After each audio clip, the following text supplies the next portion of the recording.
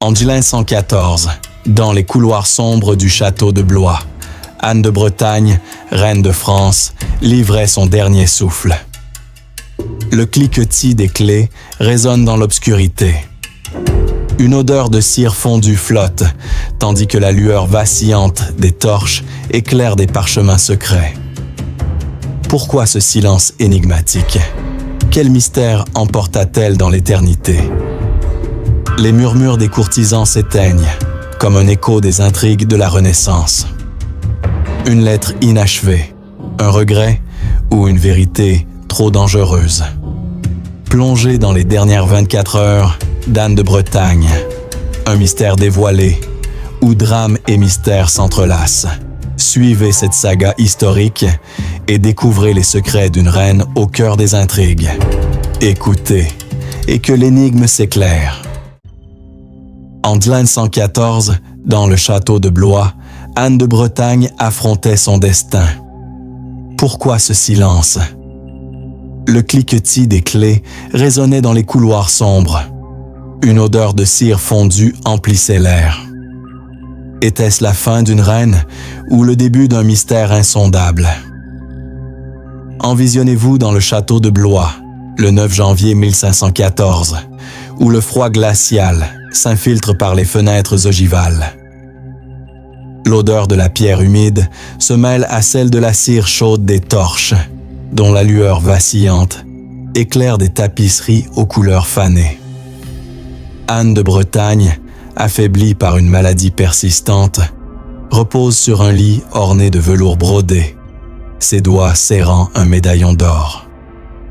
Le silence, brisé par le crépitement des bûches dans l'âtre, pèse comme une sentence. Quel secret garderait-elle jusqu'à la fin? Selon la chronique de Jean d'Othon, 1515, Anne était une reine dévouée à la Bretagne et à la France. Mais ici, à l'aube de sa mort, son regard fixe un parchemin inachevé, comme s'il renfermait une vérité interdite. Anne de Bretagne, née en 1477, avait régné comme duchesse de Bretagne et reine de France, unissant son duché à la couronne par ses mariages avec Charles VIII et Louis XII. Sa vie, marquée par des grossesses difficiles et des luttes pour préserver l'autonomie de la Bretagne, lui valut une réputation de femme forte mais tourmentée. À Blois, loin de l'éclat de la cour, elle semblait confrontée à ses propres ombres.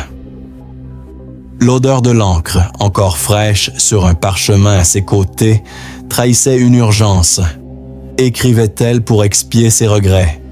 Les correspondances de l'époque décrivent une reine épuisée par des fausses couches répétées, peut-être liées à une infection rénale.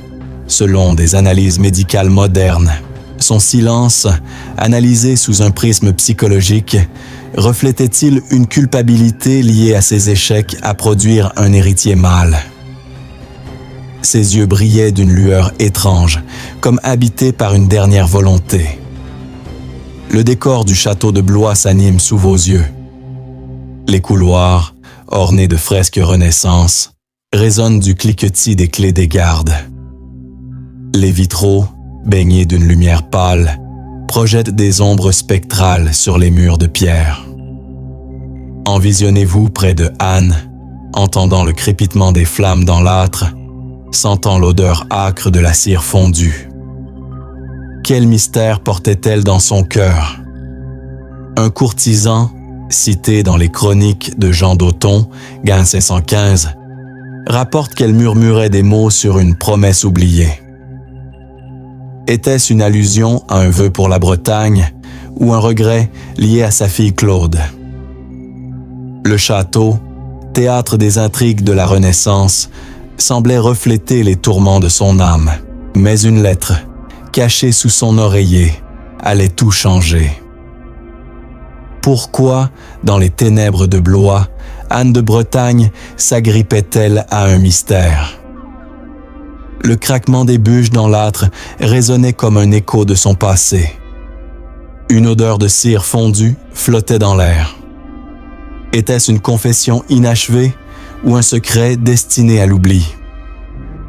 Envisionnez-vous dans le château de Blois, le 9 janvier 1514, alors que la nuit s'épaissit, enveloppant les lieux d'un froid mordant. L'odeur de la pierre humide, mêlée à celle du parchemin vieilli, emplit l'air d'une lourdeur presque palpable. Une torche, à peine vivante, projette des ombres vacillantes sur les tapisseries, où des scènes de chasse mythiques semblent murmurer des jugements. Anne de Bretagne, affaiblie par une maladie qui ronge son corps, repose sur un lit de velours brodé, ses doigts crispés sur un médaillon d'or orné du blason breton. Le silence, brisé par le cliquetis lointain des clés d'un garde, pèse comme une menace. Quel fardeau portait son âme? Selon la chronique de Jean d'Auton, 1515, Anne était une reine dévouée à la Bretagne. Mais ici, dans l'ombre de sa faim, son regard fixe un parchemin à demi écrit, comme s'il renfermait une vérité qu'elle redoutait. Anne de Bretagne, née en 1477, avait marqué l'histoire en unissant la Bretagne à la France par ses mariages avec Charles VIII et Louis XII. Sa vie, ponctuée de grossesses difficiles, dont seulement 2 filles, Claude et Renée, survécurent, et de lutte pour préserver l'autonomie de son duché, avait forgé sa réputation de femme résiliente, mais tourmentée. À Blois, loin des fastes de la cour, elle semblait confrontée aux ombres de ses échecs. L'odeur de l'encre, encore fraîche sur un parchemin à ses côtés, trahissait une urgence désespérée. Écrivait-elle pour se libérer de ses regrets? Les correspondances de l'époque, notamment celles de son entourage, décrivent une reine épuisée par des années de grossesse à répétition, peut-être aggravée par une infection rénale chronique, selon des analyses médicales modernes. Une analyse psychologique pourrait suggérer que son silence reflétait une culpabilité liée à son incapacité à produire un héritier mâle pour la couronne, un fardeau qui pesait lourd sur son cœur. Le décor du château de Blois s'anime sous vos yeux. Les couloirs, ornés de fresques Renaissance, résonnent du murmure étouffé des courtisans, craignant pour l'avenir de la couronne. Les vitraux, froids sous la lumière pâle de l'aube naissante, projettent des reflets colorés sur les dalles de pierre. Envisionnez-vous près de Anne, entendant le crépitement des bûches dans l'âtre, sentant l'odeur âcre de la cire refroidie. Quel secret la hantait? Un chroniqueur, cité dans la chronique de Jean d'Auton, 1515, rapporte qu'elle murmurait des mots sur une promesse brisée. Était-ce une allusion à un vœu non tenu pour préserver l'indépendance de la Bretagne, ou un regret lié à sa fille Claude, promise à un mariage qui lierait la Bretagne à la France? Le château, chargé de l'histoire des luttes dynastiques, semblait vibrer des échos de ces combats. La France de 1514 est un royaume en transition. La Renaissance, portée par les idées nouvelles et les arts florissants, contraste avec les luttes de pouvoir qui secouent la cour. Anne, qui avait toujours défendu l'autonomie de son duché, semble épuisée par des décennies de négociations et de compromis. Une servante, dans l'ombre, ajuste les rideaux du lit, son souffle formant une buée dans l'air glacé. Les correspondances de l'époque révèlent une reine profondément religieuse, convaincue que ses actes servaient un dessein divin. Pourtant, à Blois, son regard semble hanté par un doute. Était-elle tourmentée par ses échecs à préserver la Bretagne? Une analyse médicale pourrait attribuer son état à une insuffisance rénale, aggravée par les grossesses répétées qui voilaient son esprit.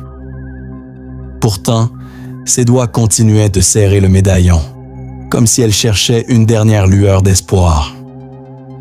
Envisionnez-vous dans les couloirs sombres du château, où l'écho des pas des gardes résonne comme un avertissement. L'odeur de la pierre froide et du bois brûlé emplit l'air, tandis que les torches projettent des ombres dansantes sur les murs. Un parchemin, à moitié écrit, repose sur une table près du lit de Anne. Les mots, tracés d'une main tremblante, semblent hésiter, comme si elle craignait de révéler une vérité trop lourde. Selon une anecdote rapportée dans les mémoires de Pierre de Bourdeille, 1560, Anne aurait tenté, dans un moment de lucidité, de dicter une lettre à un clerc, mais ses mots se perdirent dans un souffle faible. Qu'avait-elle cherché à dire?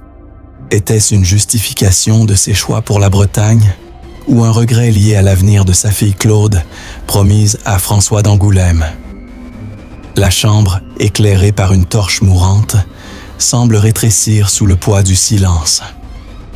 Les bûches crépitent dans l'âtre, projetant des lueurs rouges sur le visage de Anne. Ses lèvres bougent, mais aucun son n'en sort, comme si elle priait ou murmurait une confession inaudible. Les témoignages de l'époque décrivent une reine qui, même à l'agonie, restait consciente de son rôle dans l'histoire. Pourtant, son silence semblait crier une vérité enfouie. Une analyse psychologique pourrait suggérer que Anne, confrontée à la mort, luttait avec le poids de ses décisions, des mariages arrangés au compromis qui avaient lié la Bretagne à la France. Son silence. Était-il une prière pour le pardon ou un refus de jugement? Le contexte historique ajoute une tension dramatique. La France, sous Louis XII, est un royaume en quête de stabilité. Mais l'avenir de la Bretagne, cher à Anne, reste incertain. Une servante, dans l'ombre, dépose une coupe d'eau près du lit, son mouvement faisant vaciller la flamme de la torche. Les correspondances de l'époque montrent une reine qui croyait en la nécessité de ses choix pour assurer la paix. Mais à Blois, son regard semble hanté par un doute.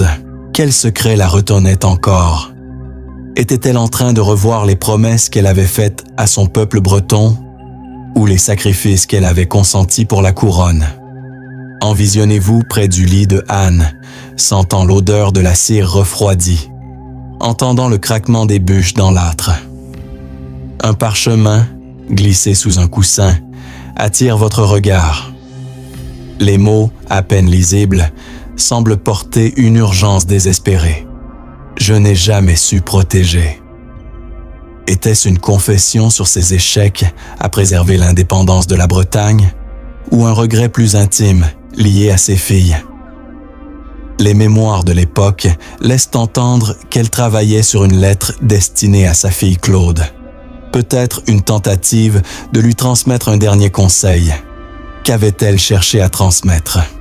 Le silence de la chambre, rompu par le sifflement du vent à travers les fenêtres, semble attendre une réponse. Le vent marin, chargé d'iode, s'infiltre par les interstices, portant l'écho des luttes de la Renaissance. Anne, jadis une reine vibrante, est désormais une ombre dans son propre château. Ses doigts, crispés sur le médaillon, semblent refuser de lâcher prise. Une analyse psychologique pourrait voir dans son acharnement à écrire une tentative de réconcilier ses contradictions. Une reine bretonne devenue instrument de l'Union française. Les chroniques de Jean d'Auton évoquent une femme qui, même à l'agonie, pensait à l'avenir de son duché. Son silence, était-il un acte de foi ou une fuite? Envisionnez-vous dans cette pièce où l'air semble chargé d'une attente insoutenable. Le craquement du plancher, le sifflement du vent, le crépitement des bûches, tout conspire à créer une atmosphère de suspense. Une goutte de cire tombe sur le parchemin, scellant un mot à jamais. Les correspondances de l'époque décrivent une reine qui, même mourante, refusait de capituler. Pourtant, son silence, plus éloquent que ses mots, semblait porter un fardeau invisible. Qu'avait-elle cherché à laisser au monde? Était-ce une lettre pour sa fille ou une vérité sur ses luttes pour la Bretagne? Mais un mot, caché dans l'encre, allait révéler une vérité inattendue. Pourquoi, dans l'obscurité de Blois, Anne de Bretagne s'agrippait-elle à un secret silencieux? Le sifflement du vent à travers les fenêtres résonnait comme un murmure de jugement. Une odeur de cire éteinte flottait, tandis qu'une lueur mourante révélait une vérité à demi écrite. Était-ce un regret ou un mystère destiné à l'éternité? Envisionnez-vous dans le château de Blois, le 9 janvier 1514, alors que la nuit s'épaissit, drapant les lieux d'un froid glacial. L'odeur de la pierre humide se mêle à celle du parchemin vieilli, empilé sur une table près du lit royal. Une torche, presque consumée, projette des ombres vacillantes sur les tapisseries, où des scènes de chasse médiévale semblent juger la reine dans l'obscurité.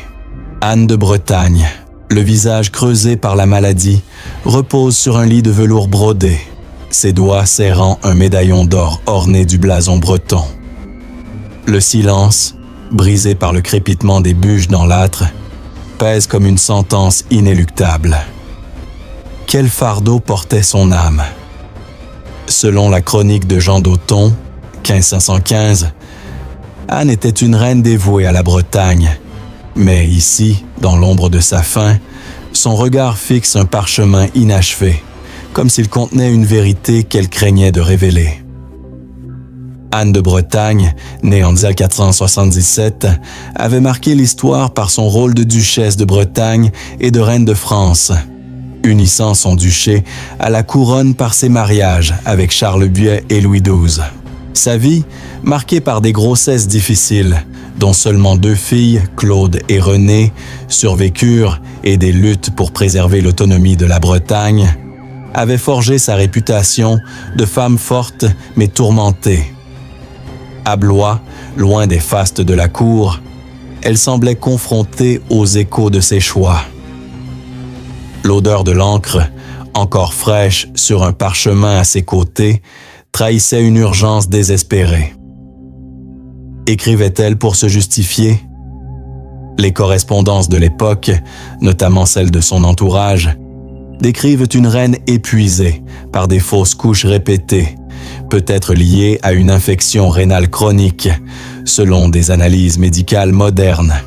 Une analyse psychologique pourrait suggérer que son silence reflétait une culpabilité liée à son incapacité à produire un héritier mâle, un fardeau qui pesait lourd sur son cœur. Le décor du château de Blois s'anime sous vos yeux. Les couloirs, ornés de fresques Renaissance, résonnent du cliquetis des clés des gardes, comme un écho des intrigues qui hantent ces murs. Les vitraux, froids sous la lumière pâle de l'aube naissante, projettent des reflets colorés sur les dalles de pierre. Envisionnez-vous près de Anne, entendant le crépitement des flammes dans l'âtre, sentant l'odeur âcre de la cire refroidie. Quel secret la hantait?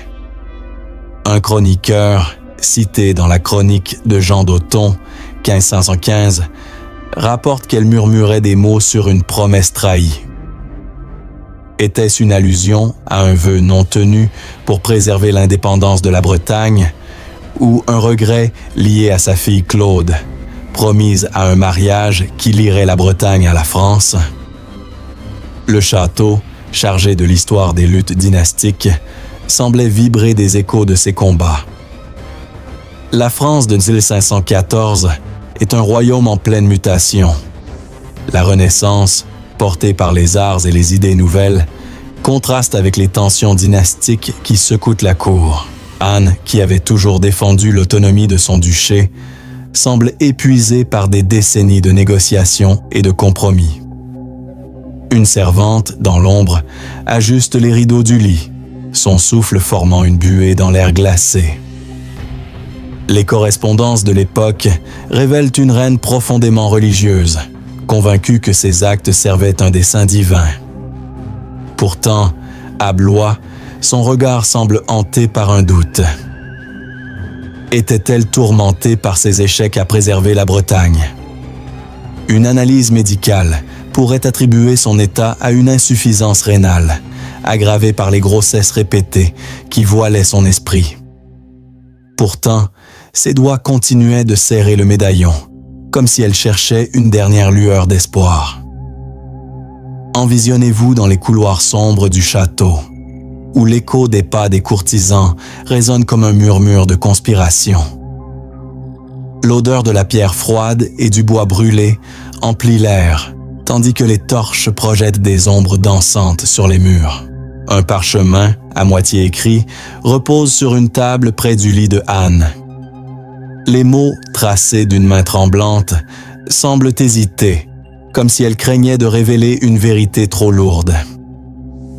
Selon une anecdote rapportée dans les mémoires de Pierre de Bourdeille, 1560, Anne aurait tenté, dans un moment de lucidité, de dicter une lettre à un clerc, mais ces mots se perdirent dans un souffle faible. Qu'avait-elle cherché à dire? Était-ce une justification de ses choix pour la Bretagne ou un regret lié à l'avenir de sa fille Claude, promise à François d'Angoulême? La chambre, éclairée par une torche mourante, semble rétrécir sous le poids du silence. Les bûches crépitent dans l'âtre, projetant des lueurs rouges sur le visage de Anne. Ses lèvres bougent, mais aucun son n'en sort, comme si elle priait ou murmurait une confession inaudible. Les témoignages de l'époque décrivent une reine qui, même à l'agonie, restait consciente de son rôle dans l'histoire. Pourtant, son silence semblait crier une vérité enfouie. Une analyse psychologique pourrait suggérer que Anne, confrontée à la mort, luttait avec le poids de ses décisions. Des mariages arrangés aux compromis qui avaient lié la Bretagne à la France. Son silence était-il une prière pour le pardon ou un refus de jugement? Le contexte historique ajoute une tension dramatique. La France, sous Louis XII, est un royaume en quête de stabilité, mais l'avenir de la Bretagne, cher à Anne, reste incertain. Une servante, dans l'ombre, dépose une coupe d'eau près du lit, son mouvement faisant vaciller la flamme de la torche. Les correspondances de l'époque montrent une reine qui croyait en la nécessité de ses choix pour assurer la paix, mais à Blois, son regard semble hanté par un doute. Quel secret la retenait encore? Était-elle en train de revoir les promesses qu'elle avait faites à son peuple breton? Ou les sacrifices qu'elle avait consentis pour la couronne? Envisionnez-vous près du lit de Anne, sentant l'odeur de la cire refroidie, entendant le craquement des bûches dans l'âtre. Un parchemin, glissé sous un coussin, attire votre regard. Les mots, à peine lisibles, semblent porter une urgence désespérée. Je n'ai jamais su sauver.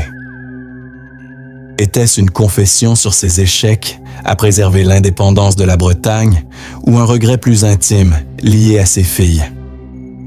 Les mémoires de l'époque laissent entendre qu'elle travaillait sur une lettre destinée à sa fille Claude, peut-être une tentative de lui transmettre un dernier conseil. Qu'avait-elle cherché à transmettre? Le silence de la chambre, rompu par le sifflement du vent à travers les fenêtres, semble attendre une réponse. Le vent marin, chargé d'iode, s'infiltre par les interstices, portant l'écho des luttes de la Renaissance. Anne, jadis une reine vibrante, est désormais une ombre dans son propre château. Ses doigts, crispés sur le médaillon, semblent refuser de lâcher prise. Une analyse psychologique pourrait voir dans son acharnement à écrire une tentative de réconcilier ses contradictions. Une reine bretonne devenue instrument de l'Union française. Les chroniques de Jean d'Auton évoquent une femme qui, même à l'agonie, pensait à l'avenir de son duché. Son silence, était-il un acte de foi ou une fuite? Envisionnez-vous dans cette pièce, où l'air semble chargé d'une attente insoutenable. Le craquement du plancher, le sifflement du vent, le crépitement des bûches, tout conspire à créer une atmosphère de suspense. Une goutte de cire tombe sur le parchemin, scellant un mot à jamais. Les correspondances de l'époque décrivent une reine qui, même mourante, refusait de capituler. Pourtant, son silence, plus éloquent que ses mots, semblait porter un fardeau invisible. Qu'avait-elle cherché à laisser au monde? Était-ce une lettre pour sa fille ou une vérité sur ses luttes pour la Bretagne? Mais une ligne, cachée dans l'encre, allait bouleverser tout ce que l'on croyait savoir. Pourquoi, dans les heures sombres de Blois, Anne de Bretagne s'agrippait-elle à un mystère inavoué? Le crépitement des flammes dans l'âtre résonnait comme un chant funèbre. Une odeur de cire refroidie flottait, tandis qu'une lueur vacillante éclairait un parchemin secret. Était-ce une confession ou un secret scellé à jamais? Envisionnez-vous dans le château de Blois, le 9 janvier 1514, alors que l'aube approche, pâle et froide, filtrant à travers les vitraux givrés. L'odeur de la pierre humide se mêle à celle du parchemin vieilli, empilé sur une table près du lit royal. Une torche, presque éteinte, projette des ombres dansantes sur les tapisseries, où des scènes de banquets médiévaux semblent juger la reine dans l'obscurité. Anne de Bretagne, le visage marqué par une maladie implacable, repose sur un lit drapé de velours brodé, ses doigts serrant un médaillon d'or orné du blason breton. Le silence, brisé par le sifflement du vent à travers les fenêtres ogivales, pèse comme une sentence inéluctable. Quel fardeau la retenait encore? Selon la chronique de Jean d'Othon, 1515, Anne avait consacré sa vie à protéger la Bretagne. Mais ici, dans l'ombre de sa faim, son regard fixe un parchemin à demi écrit, comme s'il renfermait une vérité qu'elle craignait de révéler. Anne de Bretagne, née en 1477, avait été une figure centrale de la Renaissance française, unissant son duché à la France par ses mariages avec Charles VIII et Louis XII. Ses grossesses difficiles, dont seulement 2 filles, Claude et Renée, survécurent, et ses efforts pour préserver l'autonomie de la Bretagne avaient forgé sa réputation de reine résiliente, mais tourmentée.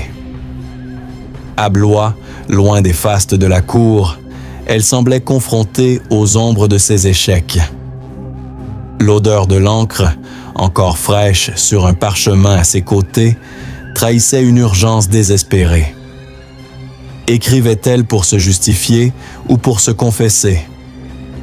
Les correspondances de l'époque, notamment celles de son entourage, décrivent une reine épuisée par des fausses couches répétées, peut-être liées à une infection rénale chronique, selon des analyses médicales modernes. Une analyse psychologique suggère que son silence reflétait une culpabilité liée à son incapacité à produire un héritier mâle, un fardeau qui pesait lourd sur son cœur. Le décor du château de Blois s'anime sous vos yeux.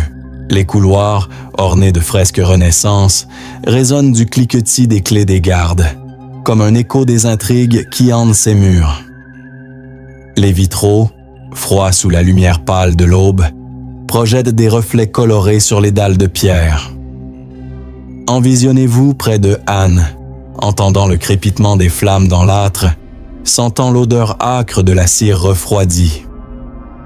Quel secret la hantait dans ces derniers instants? Un chroniqueur, cité dans la chronique de Jean d'Othon, 1515, rapporte qu'elle murmurait des mots sur une promesse non tenue. Était-ce une allusion à un vœu brisé pour préserver l'indépendance de la Bretagne, ou un regret lié à sa fille Claude, promise à un mariage qui lierait la Bretagne à la France? Le château, chargé de l'histoire des luttes dynastiques, semblait vibrer des échos de ces combats. La France de 1514 est un royaume en pleine transformation. La Renaissance, portée par les arts et les idées nouvelles, contraste avec les tensions dynastiques qui secouent la cour. Anne, qui avait toujours défendu l'autonomie de son duché, semble épuisée par des décennies de négociations et de compromis. Une servante, dans l'ombre, ajuste les rideaux du lit, son souffle formant une buée dans l'air glacé. Les correspondances de l'époque révèlent une reine profondément religieuse, convaincue que ses actes servaient un dessein divin. Pourtant, à Blois, son regard semble hanté par un doute. Était-elle tourmentée par ses échecs à préserver la Bretagne?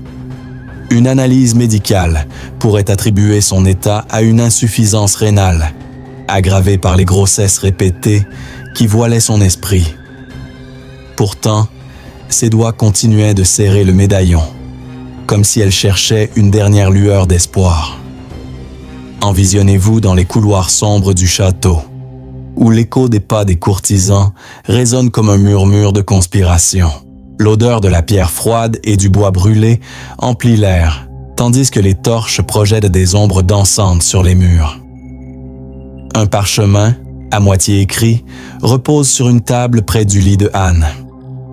Les mots, tracés d'une main tremblante, semblent hésiter, comme si elle craignait de révéler une vérité trop lourde.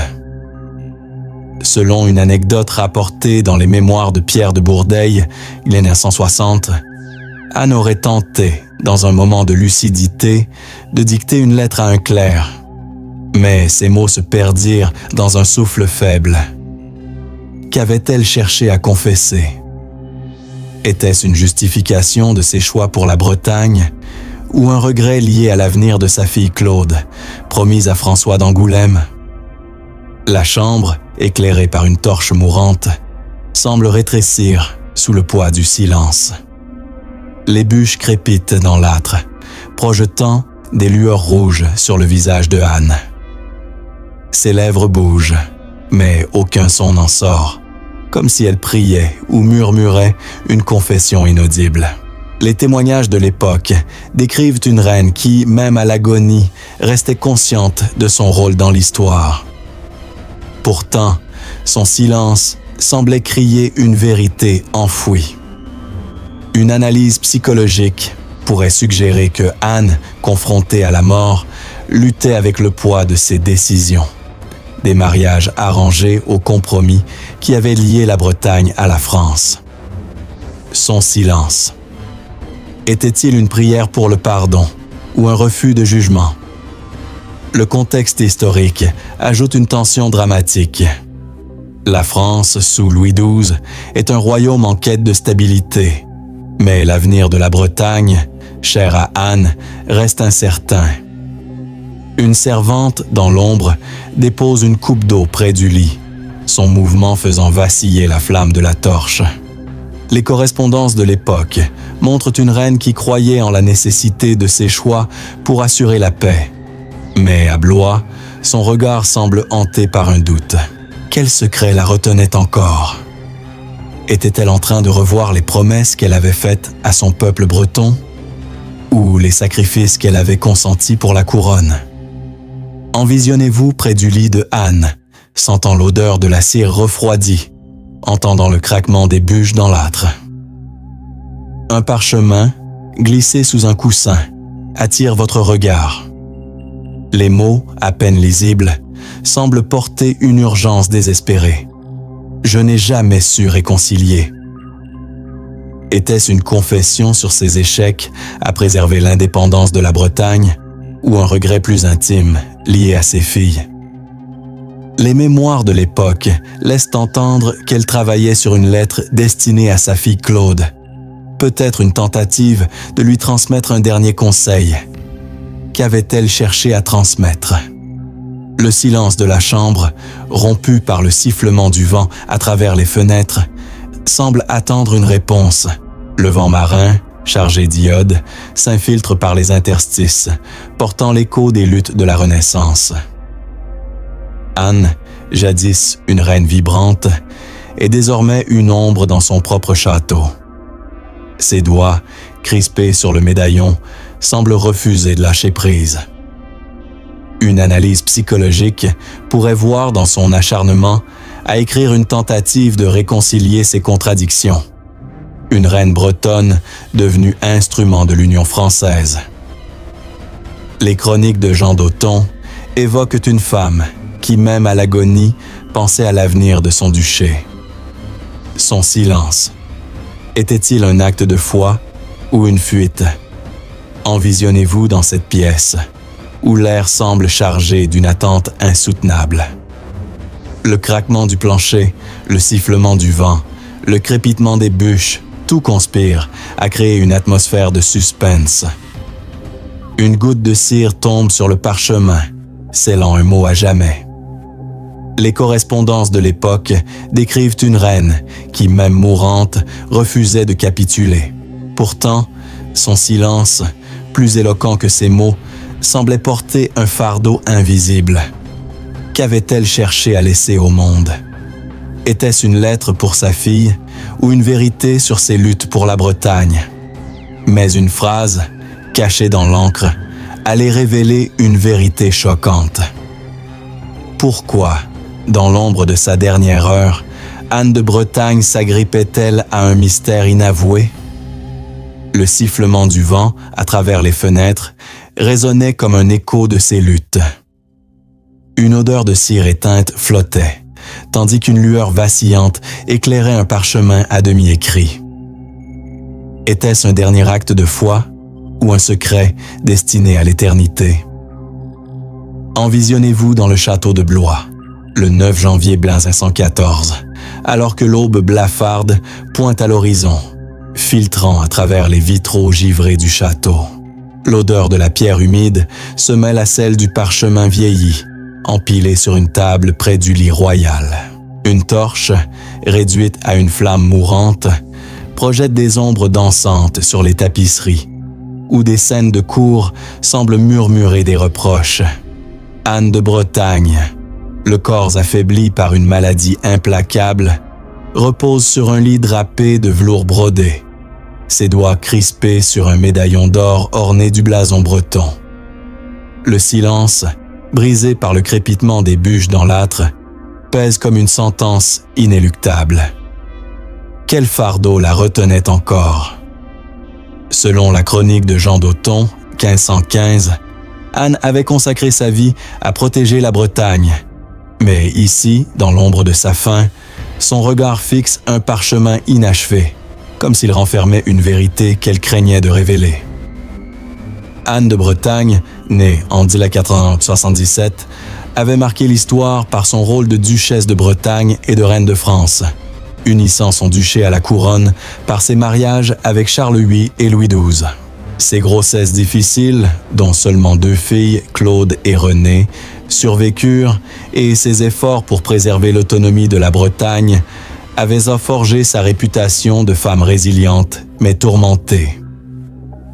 À Blois, loin des fastes de la cour, elle semblait confrontée aux ombres de ses sacrifices. L'odeur de l'encre, encore fraîche sur un parchemin à ses côtés, trahissait une urgence désespérée. Écrivait-elle pour se racheter ou pour cacher une faute?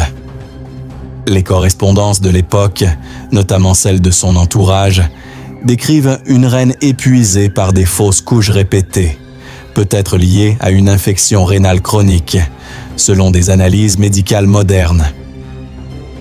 Une analyse psychologique suggère que son silence reflétait une culpabilité liée à son incapacité à produire un héritier mâle, un fardeau qui pesait lourd sur son cœur. Le décor du château de Blois s'anime sous vos yeux. Les couloirs, ornés de fresques Renaissance, résonnent du cliquetis des clés des gardes, comme un rappel des intrigues qui hantent ces murs. Les vitraux, froids sous la lumière pâle de l'aube, projettent des reflets colorés sur les dalles de pierre. Envisionnez-vous près de Anne, entendant le crépitement des flammes dans l'âtre, sentant l'odeur âcre de la cire refroidie. Quel secret la hantait dans ces derniers instants? Un chroniqueur, cité dans la chronique de Jean d'Othon, 1515, rapporte qu'elle murmurait des mots sur une dette impayée. Était-ce une allusion à une promesse non tenue envers son peuple breton ou un regret lié à sa fille Claude, promise à un mariage qui lierait la Bretagne à la France?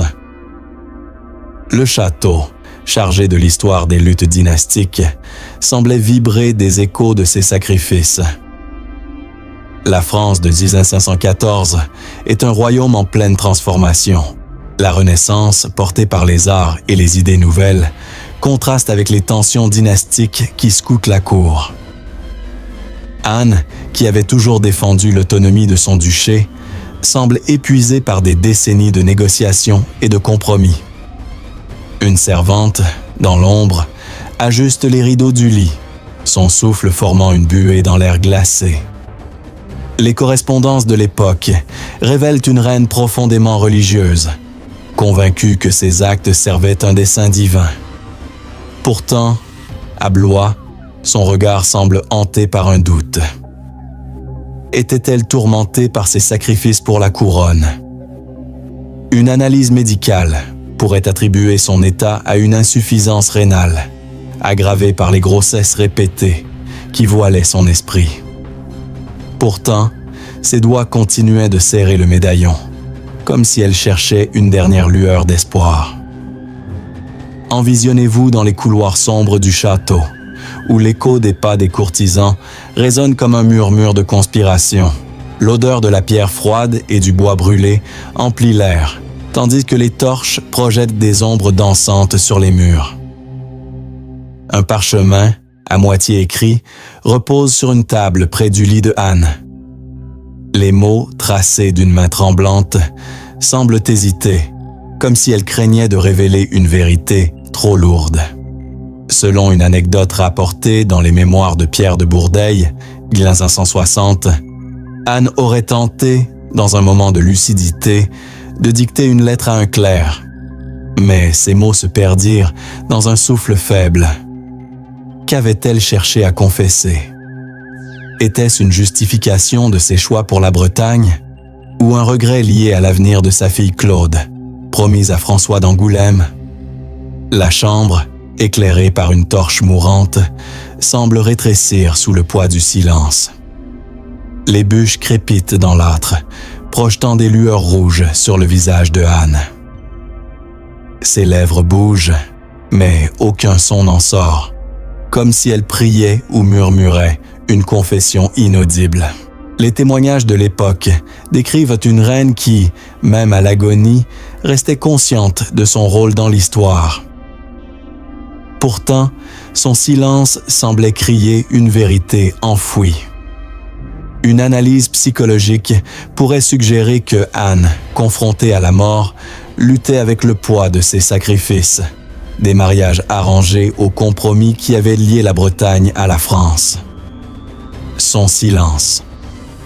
Était-il une prière pour le pardon ou un refus de jugement?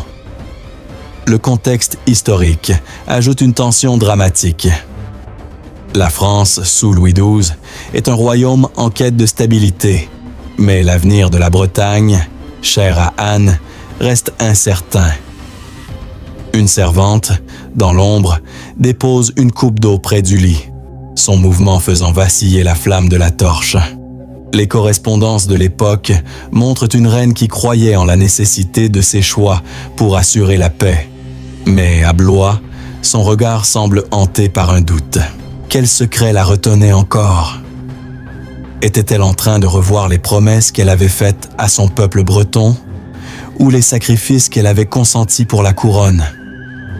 Envisionnez-vous près du lit de Anne, sentant l'odeur de la cire refroidie, entendant le craquement des bûches dans l'âtre. Un parchemin, glissé sous un coussin, attire votre regard. Les mots, à peine lisibles, semblent porter une urgence désespérée. Je n'ai jamais su préserver. Était-ce une confession sur ses échecs à protéger l'indépendance de la Bretagne ou un regret plus intime lié à ses filles? Les mémoires de l'époque laissent entendre qu'elle travaillait sur une lettre destinée à sa fille Claude. Peut-être une tentative de lui transmettre un dernier conseil. Qu'avait-elle cherché à transmettre? Le silence de la chambre, rompu par le sifflement du vent à travers les fenêtres, semble attendre une réponse. Le vent marin, chargé d'iode, s'infiltre par les interstices, portant l'écho des luttes de la Renaissance. Anne, jadis une reine vibrante, est désormais une ombre dans son propre château. Ses doigts, crispés sur le médaillon, semblent refuser de lâcher prise. Une analyse psychologique pourrait voir dans son acharnement à écrire une tentative de réconcilier ses contradictions. une reine bretonne devenue instrument de l'Union française. Les chroniques de Jean d'Auton évoquent une femme qui, même à l'agonie, pensait à l'avenir de son duché. Son silence, était-il un acte de foi ou une fuite? Envisionnez-vous dans cette pièce où l'air semble chargé d'une attente insoutenable. Le craquement du plancher, le sifflement du vent, le crépitement des bûches, tout conspire à créer une atmosphère de suspense. Une goutte de cire tombe sur le parchemin, scellant un mot à jamais. Les correspondances de l'époque décrivent une reine qui, même mourante, refusait de capituler. Pourtant, son silence, plus éloquent que ses mots, semblait porter un fardeau invisible. Qu'avait-elle cherché à laisser au monde? Était-ce une lettre pour sa fille ou une vérité sur ses luttes pour la Bretagne? Mais une phrase, cachée dans l'encre, allait révéler une vérité inattendue. Dans les derniers souffles de sa vie, pourquoi Anne de Bretagne s'agrippait-elle à un mystère? Le sifflement du vent à travers les fenêtres résonnait comme un verdict final. Une odeur de cire éteinte flottait, tandis qu'une lueur mourante éclairait un parchemin à peine lisible. Était-ce un ultime acte de courage ou un secret scellé pour l'éternité? Envisionnez-vous dans le château de Blois, le 9 janvier 1514, alors que l'aube grise cède la place à un jour pâle, filtrant à travers les vitraux givrés. L'odeur de la pierre humide se mêle à celle du parchemin vieilli, empilé sur une table près du lit royal. Une torche, consumée jusqu'à son dernier souffle, projette une lueur vacillante sur les tapisseries, où des scènes de cour semblent rendre un dernier hommage à la reine. Anne de Bretagne, le corps affaibli par une maladie implacable, repose sur un lit drapé de velours brodé, ses doigts crispés sur un médaillon d'or orné du blason breton. Le silence, brisé par le crépitement des bûches dans l'âtre, pèse comme une sentence inéluctable. Quel mystère la retenait encore sur cette terre? Selon la chronique de Jean d'Auton, 1515, Anne avait consacré sa vie à protéger la Bretagne. Mais ici, dans l'ombre de sa faim, son regard fixe un parchemin inachevé, comme s'il renfermait une vérité qu'elle craignait de révéler. Anne de Bretagne, née en 1477, avait marqué l'histoire par son rôle de duchesse de Bretagne et de reine de France, unissant son duché à la couronne par ses mariages avec Charles VIII et Louis XII. Ses grossesses difficiles, dont seulement 2 filles, Claude et Renée, survécurent et ses efforts pour préserver l'autonomie de la Bretagne avaient forgé sa réputation de femme résiliente mais tourmentée. À Blois, loin des fastes de la cour, elle semblait confrontée aux ombres de ses sacrifices. L'odeur de l'encre, encore fraîche sur un parchemin à ses côtés, trahissait une urgence désespérée. Écrivait-elle pour se racheter ou pour cacher une faute? Les correspondances de l'époque, notamment celles de son entourage, décrivent une reine épuisée par des fausses couches répétées, peut-être liées à une infection rénale chronique, selon des analyses médicales modernes. Une analyse psychologique suggère que son silence reflétait une culpabilité liée à son incapacité à produire un héritier mâle, un fardeau qui pesait lourd sur son cœur. Le décor du château de Blois s'anime sous vos yeux. Les couloirs, ornés de fresques Renaissance, résonnent du cliquetis des clés des gardes, comme un rappel des intrigues qui hantent ces murs. Les vitraux, froids sous la lumière pâle de l'aube, projettent des reflets colorés sur les dalles de pierre. Envisionnez-vous près de Anne, entendant le crépitement des flammes dans l'âtre, sentant l'odeur âcre de la cire refroidie. Quel secret la hantait dans ces derniers instants? Un chroniqueur, cité dans la chronique de Jean d'Auton, 1515, rapporte qu'elle murmurait des mots sur une promesse oubliée. Était-ce une allusion à une promesse non tenue envers son peuple breton, ou un regret lié à sa fille Claude, promise à un mariage qui lierait la Bretagne à la France? Le château, chargé de l'histoire des luttes dynastiques, semblait vibrer des échos de ces sacrifices. La France de 1514 est un royaume en pleine transformation. La Renaissance, portée par les arts et les idées nouvelles, contraste avec les tensions dynastiques qui secouent la cour. Anne, qui avait toujours défendu l'autonomie de son duché, semble épuisée par des décennies de négociations et de compromis. Une servante, dans l'ombre, ajuste les rideaux du lit, son souffle formant une buée dans l'air glacé. Les correspondances de l'époque révèlent une reine profondément religieuse, convaincue que ses actes servaient un dessein divin. Pourtant, à Blois, son regard semble hanté par un doute. Était-elle tourmentée par ses sacrifices pour la couronne? Une analyse médicale pourrait attribuer son état à une insuffisance rénale, aggravée par les grossesses répétées qui voilaient son esprit. Pourtant, ses doigts continuaient de serrer le médaillon, comme si elle cherchait une dernière lueur d'espoir. Envisionnez-vous dans les couloirs sombres du château, où l'écho des pas des courtisans résonne comme un murmure de conspiration. L'odeur de la pierre froide et du bois brûlé emplit l'air, tandis que les torches projettent des ombres dansantes sur les murs. Un parchemin, à moitié écrit, repose sur une table près du lit de Anne.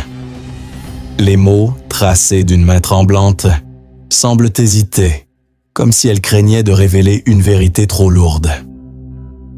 Selon une anecdote rapportée dans les mémoires de Pierre de Bourdeil, 1560, Anne aurait tenté, dans un moment de lucidité, de dicter une lettre à un clerc. Mais ces mots se perdirent dans un souffle faible. Qu'avait-elle cherché à confesser? Était-ce une justification de ses choix pour la Bretagne? Ou un regret lié à l'avenir de sa fille Claude, promise à François d'Angoulême? Soudain, une découverte fracassante éclaire le mystère. Une lettre cachée sous son lit est retrouvée des années plus tard, en 1520, par un archiviste curieux. Écrite d'une main tremblante, elle commence par « À ma fille Claude, je confesse ». Les mots, brouillés par l'encre, révèlent une vérité stupéfiante. Anne avait tenté, dans ces dernières années, de négocier un traité secret pour préserver une autonomie partielle de la Bretagne, même après son mariage avec Louis XII. Ce projet, trahi par des conseillers de la cour, n'avait jamais vu le jour, et ce regret l'avait hanté jusqu'à ses derniers instants. Cette lettre, mentionnée dans une correspondance posthume, 1521, jette une lumière nouvelle sur son silence. Une vérité, longtemps enfouie, était enfin révélée. Envisionnez-vous dans cette pièce, où l'air semble chargé d'une attente insoutenable. Le craquement du plancher, le sifflement du vent, le crépitement des bûches, tout s'arrête, comme si le temps lui-même rendait hommage à Anne. La torche s'éteint, plongeant la pièce dans une obscurité totale. Les vitraux, froids et silencieux, semblent garder le secret de la reine. Ses doigts, désormais immobiles, reposent sur le médaillon, comme s'ils avaient enfin trouvé la paix. Qu'avait-elle laissé au monde? Une dynastie fragile, un secret révélé, ou une leçon sur la fragilité du pouvoir?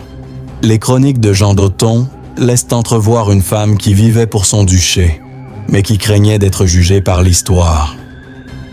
Le vent marin, chargé d'iode, s'infiltre par les interstices, portant l'écho des luttes de la Renaissance. Anne, jadis une reine vibrante, est désormais une ombre dans son propre château. Ses doigts, crispés sur le médaillon, semblent avoir lâché prise. Une analyse psychologique pourrait voir dans son acharnement à écrire une tentative de réconcilier ces contradictions. Une reine bretonne devenue instrument de l'Union française. Les correspondances de l'époque décrivent une reine qui, même mourante, refusait de capituler. Pourtant, son silence, plus éloquent que ses mots, semblait porter un fardeau invisible. Qu'avait-elle cherché à laisser au monde? Était-ce une lettre pour sa fille ou une vérité sur ses luttes pour la Bretagne? Envisionnez-vous dans cette pièce où l'air semble figé par le poids de l'histoire. Le craquement du plancher, le sifflement du vent, le crépitement des bûches, tout s'éteint dans un silence solennel. Une goutte de cire, figée sur le parchemin, scelle un mot à jamais. Les correspondances de l'époque décrivent une reine qui, même à l'agonie, pensait à l'avenir de son duché. Son silence était-il un acte de foi ou une fuite? La lettre retrouvée, bien que fragmentaire, révèle une femme qui avait lutté jusqu'au bout pour son peuple, même dans l'ombre de la mort. Si ce récit vous a captivé, découvrez d'autres mystères historiques en vous abonnant et en partageant vos réflexions.